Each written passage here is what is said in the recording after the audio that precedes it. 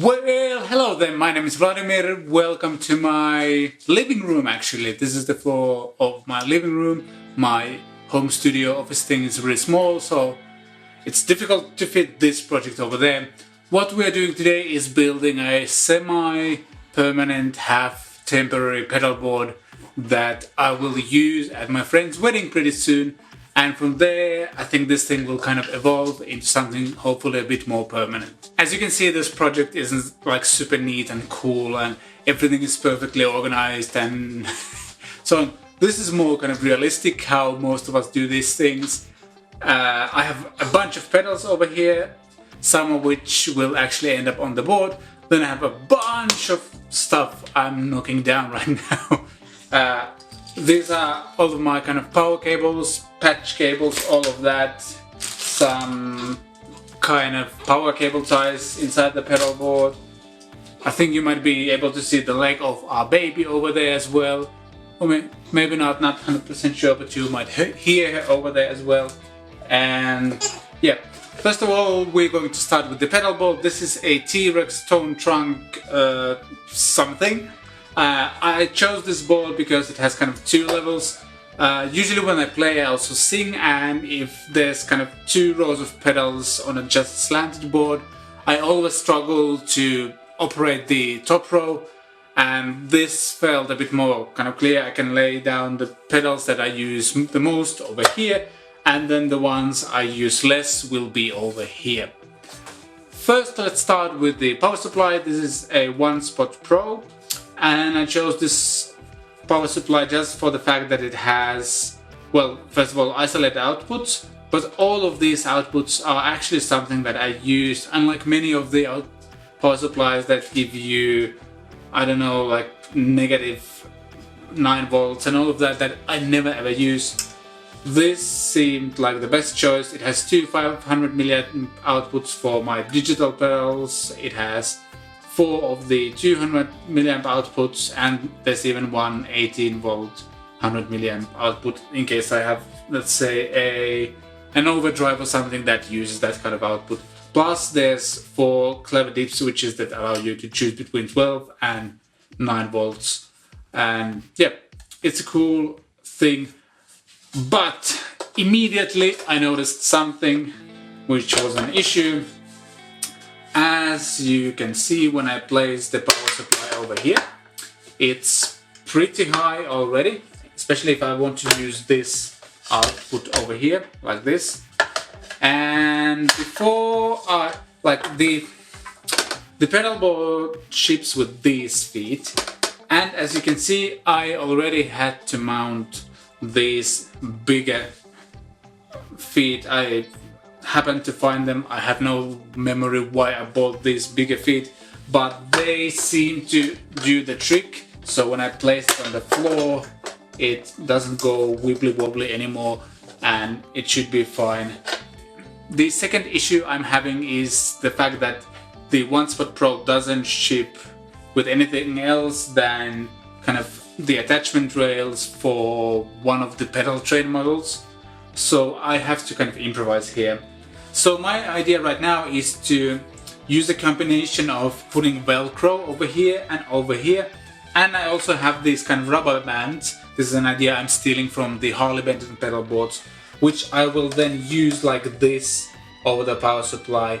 And based on my tests yesterday, this might actually do the trick and everything will be in place. So I'll start working on this thing and I'll be back once it's done.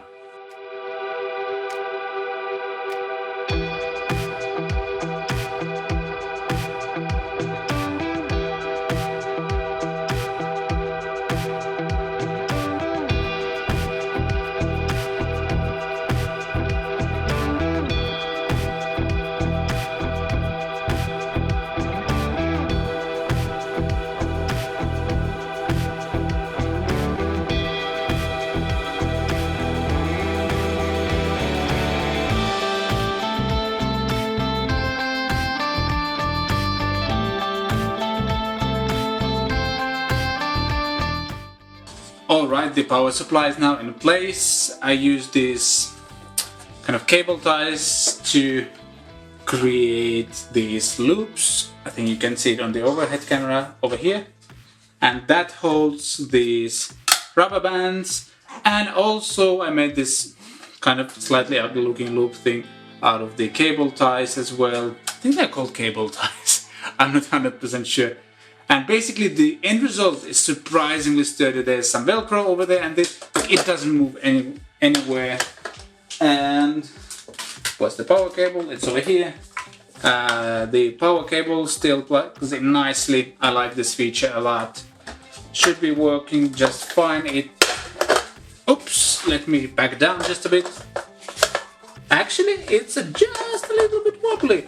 Looks like these couple of cable tie thingies need to go underneath here, so it doesn't wobble as much, but this is all kind of fixable by either doing this or raising the feet just a little bit more.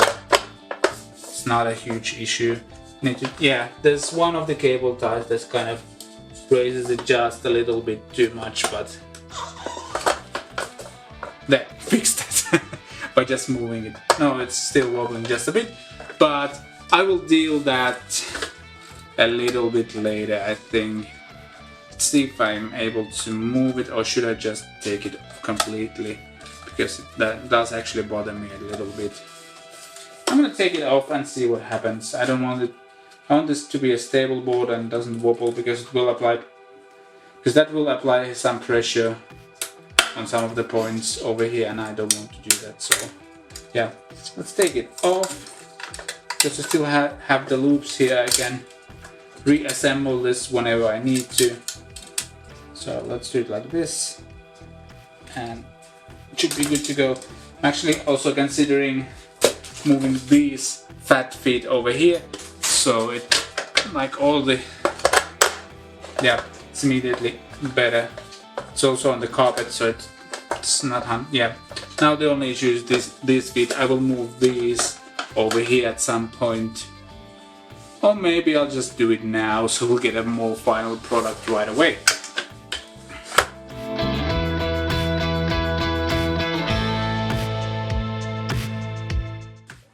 I'm also adding these kind of metal things here with the screw, just so that this screw doesn't go through these feet as well, and it will hold them in place. This is actually too big one. This should be better, like this, so it doesn't break the rubber and kind of screw in itself even more. Screw in itself sounds wrong, but I think that's how you say it. So yeah, like that.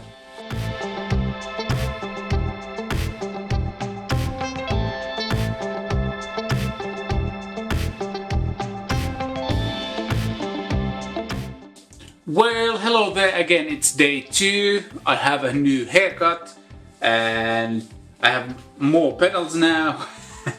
There are new feet attached to this pedal board. Now it shouldn't be wobbly anymore. I'm gonna put those in place. I'm surprised how well this actually holds, so that's really cool. And yeah, now that it has the new feet, it doesn't really wobble anymore. Well, maybe a little bit. I need to tighten up the power supply stuff here, but yeah, like that. But it's pretty good now, should be fine. And what also happened during these 2 days, I got some more patch cables because I want them to look the same. I have an OCD for them to look black and don't have multiple different styles of patch cables. And I also went and bought a Mooer Tender Octaver. I tried this out a couple of weeks ago at a local store, and this is pretty damn fun pedal. So I'll be putting this on the pedal board as well. Oh yeah, I also got some more Velcro, because for whatever reason I ran out of it, and I'm going to put a few strips of Velcro over here, and then I'll start kind of arranging pedals and see what goes where and which of these pedals will actually make the board. So let's go!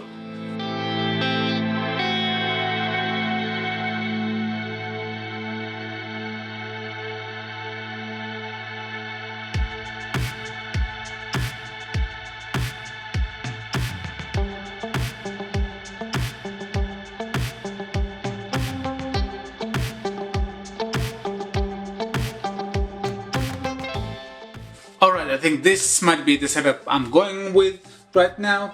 The signal will start from the Boss tuner, which also functions as a buffer because pretty much all the Boss pedals have built-in buffer, which is good when you're dealing with this many pedals.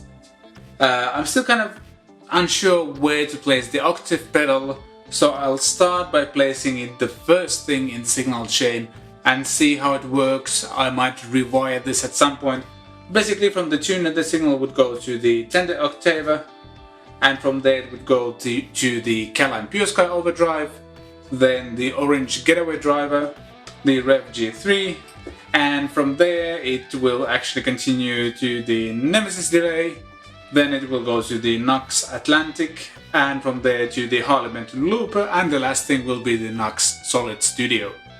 I never really got used using a pedal board where some of the stuff goes to the effects loop, and to be honest I really like how delays and reverb sound into a slightly distorted amp. There's something different about it and it's not clean, and I like that. So everything will just go to the front end of the amp, or if I want to I'm able actually to play just with the pedal board and use the power amp sim and the cabinet simulation on the Nux Solid Studio, which will be fun for a lot of rehearsals especially. I don't have to unplug my amp and take it with me. This setup should be fun to play even without an amp.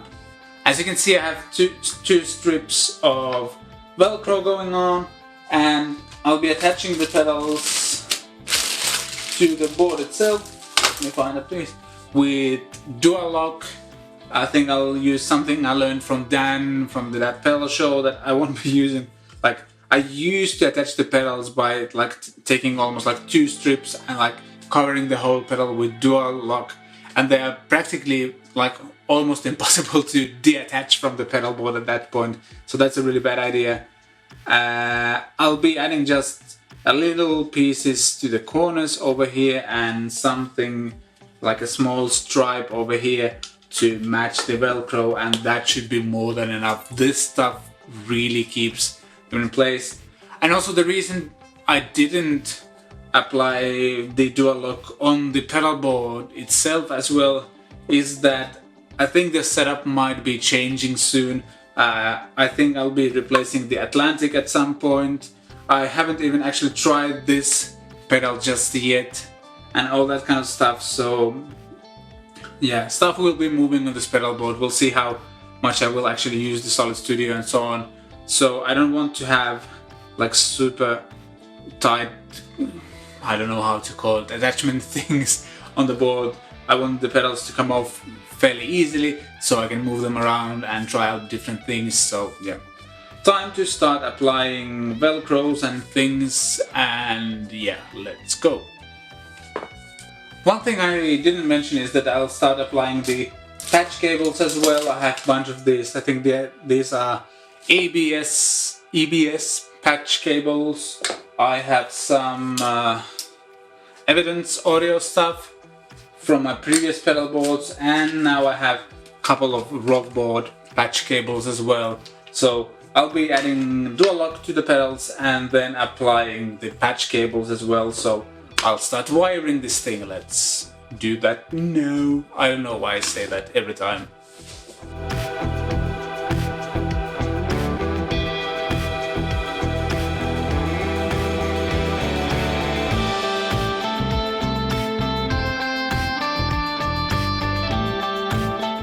Alright, so the next step is power, and I'll need to do some thinking about it because this power supply, as we looked at it in the beginning, provides two 500 milliamp outputs. One of them will immediately go to the Solid Studio because that alone requires 500 milliamps. So one goes for that. Then I need to check how much the Nux Atlantic needs because apparently the Nemesis Delay requires only 200 milliamps, which is really cool. Like all of those big digital pedals I will power separately, but for the drives I think I'll have to combine them just a little bit because in reality I only have, six outputs. My math is also really good. So I'll have to combine some of the pedals and stuff. with each other. I have a bunch of kind of individual power cables. I have also daisy chain cables, split cables. This might actually come in handy when powering overdrives and such. So yeah, time to hook up some power, and then we'll have something. Where are they? Where are they? There they are. These. So these, as you can see, are these kind of little hooks that you can place over here wherever you want. There's a sticker surface over here, and you can run all of your power cables kind of neatly like this and make a mess while doing that apparently. So yeah, you can like attach them like that, and the idea is that they will kind of stay as much attached to the pedal board as possible. So when I'll be placing this pedal board anywhere, it won't like get stuck or anything like that. I think you get the idea. I'll stop explaining. Time to wire up the power.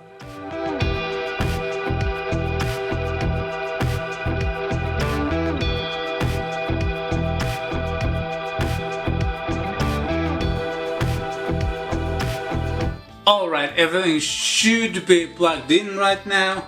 So let's attach the power cable and see what happens.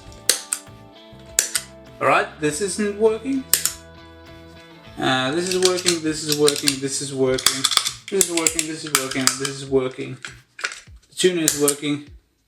So the only thing I'm not getting any power into is the Tender Octaver for some reason. Let's check it out. Alright, so this part of the jumper, or not jumper cable, but of the daisy chain cable, some part was broken, so I will find two of these plugs that will go into the looper and the Tender Octaver and plug them in so they will work, and then we'll be back. Alright, as you can see, everything is blinking, everything is working now. I think what I'm going to do next is actually unplug this. No? Turn off. Because what I'm going to do next is cleaning up this mess over here. As you can see, this cannot be happening when I'm actually going to a rehearsal or a live setting or anything like that. So I'm going to use these nifty cable tie thingies and attach all the cables and make it look nice. And then we should be done, and we can actually try this pedal board out. So yeah.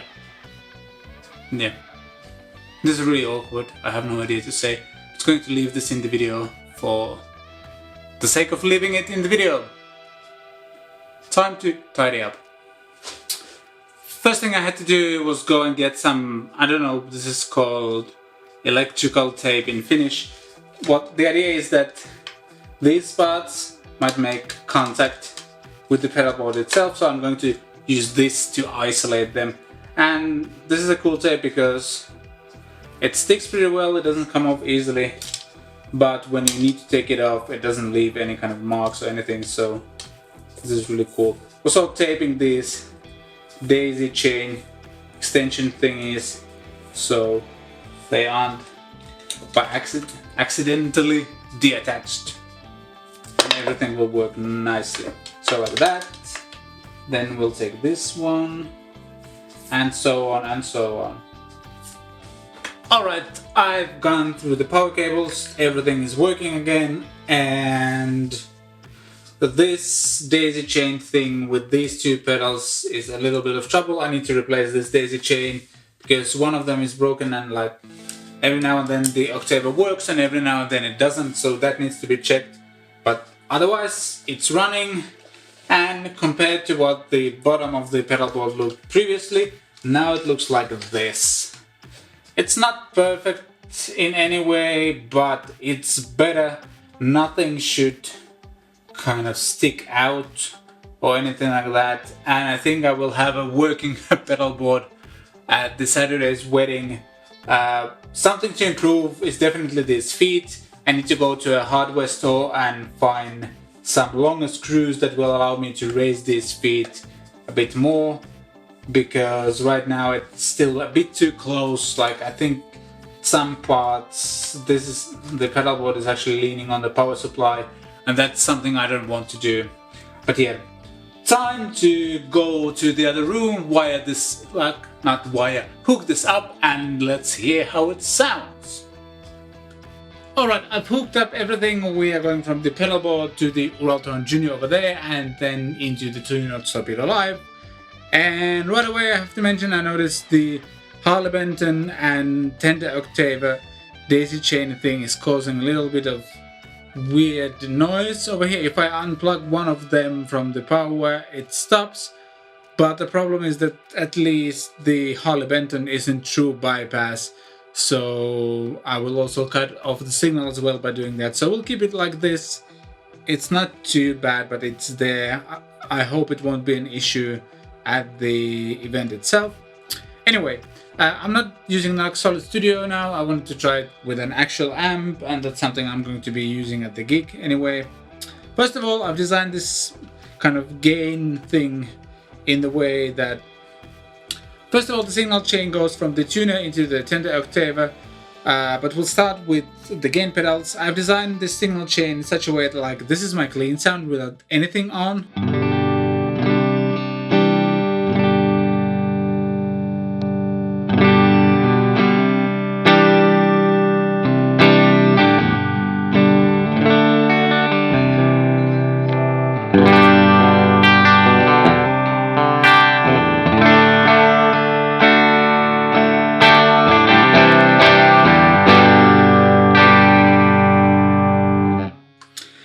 The idea of the Pure Sky is to cut out some of the bass and kind of give the overall sound a nice boost. And the tone controls and the gain and volume control in this pedal are really powerful, and it does exactly what I wanted to do. So that's my gain stage number 1 or gain stage number 0, depending on how you want to think about it. Then there's the orange Getaway Driver, and from the first second I turn it on, it's freaking amazing.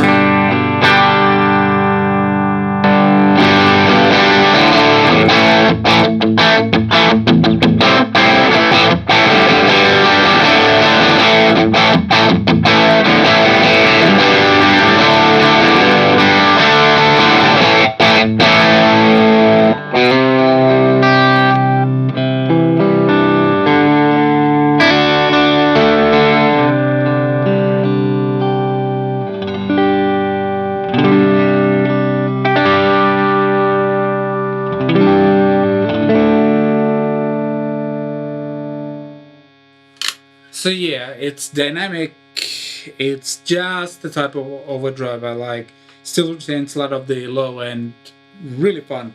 So if I want different kind of gain sound, maybe a bit more modern one, then I'll go to the Revv G3.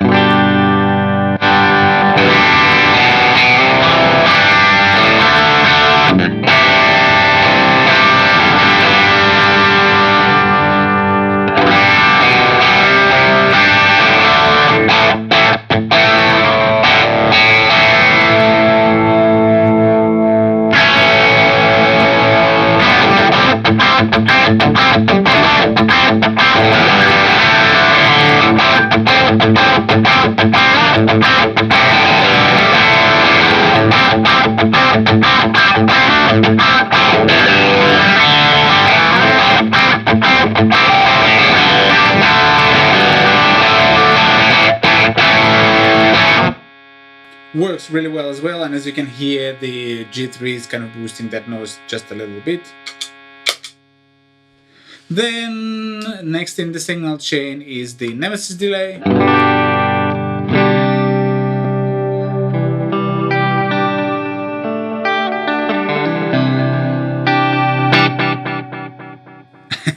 I have some strongly, like really degrading preset over there. Let's check out the next preset bank.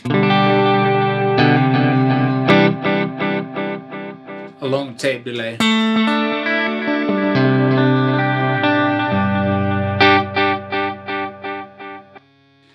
I have the trails off right now. I need to check that and change it, hopefully.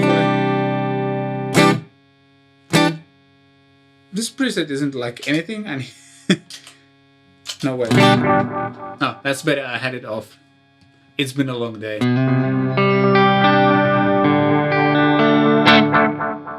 And then on the preset bank number 1, I have a reverse delay, which is really cool.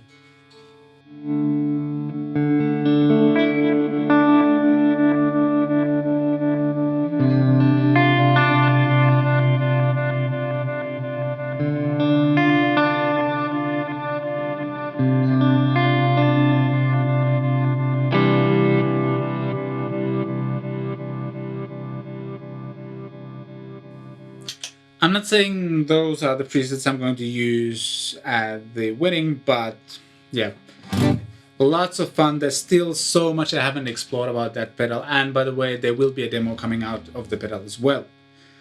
Then I'm gonna go to the Nux Atlantic. As I said, this is probably like a temporary solution. Just a little bit of hall reverb, no, sorry, plate reverb.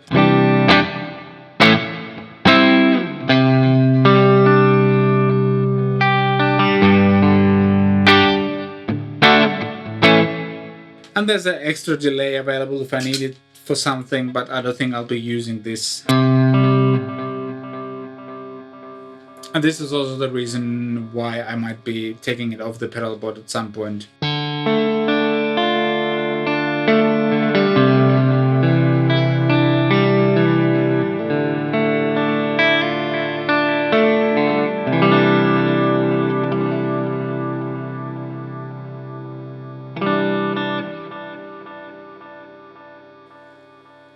Yep, sounds really good. And then let's go for the last thing, which is the Tender Octaver.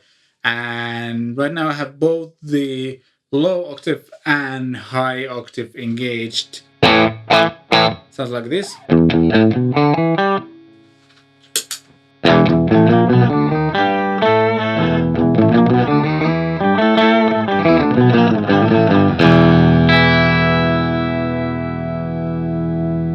More overdrive.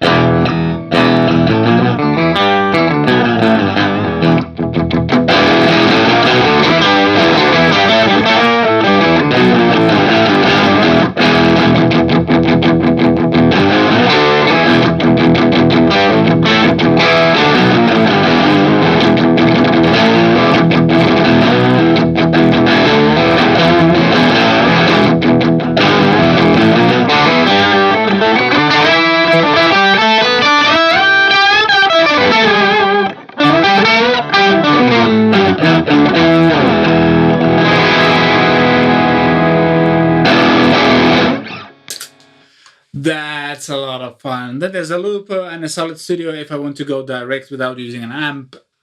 Really fun pedal board. Might tweak a thing or two here or there. I might add a preset switch for the Nemesis Delay somewhere over here. I'm thinking about replacing the TU3 with something smaller like a Polytune Mini or something like that. We'll see. And yeah, Atlantic might go. I'll see whether I'm going to keep the looper and Solid Studio. But like this bottom row is pretty damn amazing, and all of the other stuff is fun extra. I'm pretty much 100% sure I'm going to keep the Octaver just because it's so much fun. But yeah, that's the pedal board. Hopefully you found this interesting. Hopefully you learned something. I don't claim to be the best pedal board builder in the world, but I know some basic stuff.